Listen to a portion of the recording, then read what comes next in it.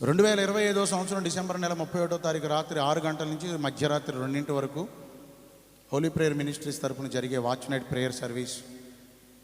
అలాగే ప్రభు చిత్తమే ఆయన రాకడ ఆలస్యమైతే 2026 సంవత్సరం జనవరి 1వ తారీఖున ఉదయం 10 గంటల నుంచి మధ్యాహ్నం 1 గంట వరకు జరిగే నూతన సంవత్సర ఆరాధన.